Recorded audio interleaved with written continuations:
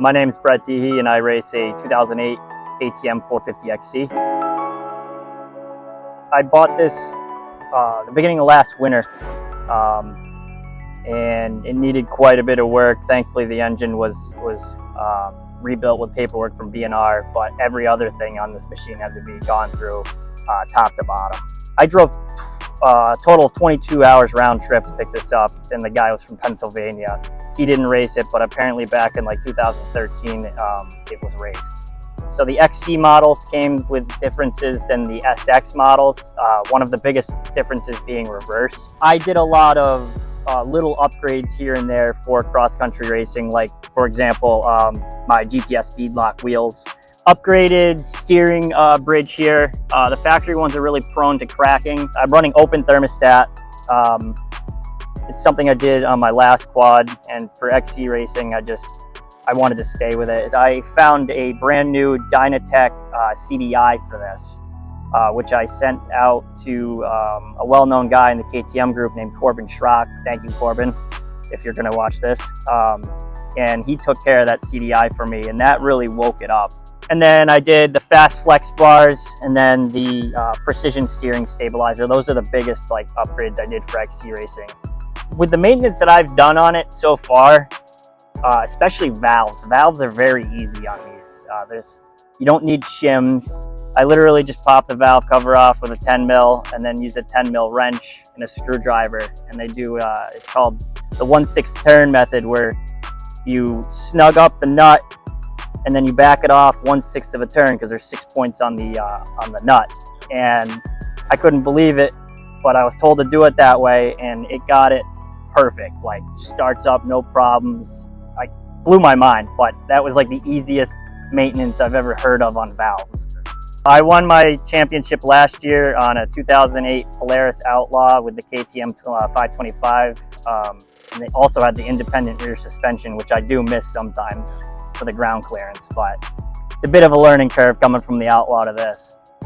This season, being moved to B class was definitely, it's been a bit of a culture shock, coming right from first year C class with only 1 year of racing experience.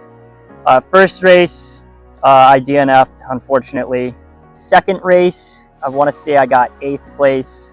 So that was technically my first full race of the season.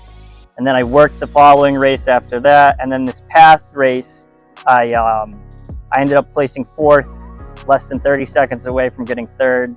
My class specifically, it's mainly YFCs. How this pulls in comparison to YFCs, I feel like these are a little more snappy up front for sure. But again, I'm still learning the machine, learning my own limits, learning the machine's limits. Parts can be hard to find, but at the same time, they're not. I have developed some friendships with guys that race these and part them out. So whenever I need things that are harder to find, per se, they're the first ones I message or call up and ask. And then I generally go from there. My buddy, Jesse, he is crazy. He comes up with like the coolest ideas like this for the key. I wanted to keep the ignition switch just because I felt it made it a little harder to steal. And I just like having a key. But he made this custom bracket for the Trail Tech and then my key, and then he put this little shroud in front of the key so rocks don't kick up against the key there. I'm big into unique vehicles, for anybody that does know me. And coming from the Outlaw with the KTM motor, I was already partial to KTM because of that. So then I was like, oh, screw it, I'll get the real deal. And I was gonna be sitting here at the campsite, and like my quad's parked up front there, and people walk by are like, holy crap, look, it's a KTM. Because I feel like a lot of people, they've seen them, but never in person. So if I'm ever by the machine, someone will stop me, they'll talk my ear off. They love it. 725 Designs made a cool factor with this graphics kit. That's what really pulled this together. But aside from the cool factor, I think I have to say the handling of it. This thing is significantly lighter than my Polaris.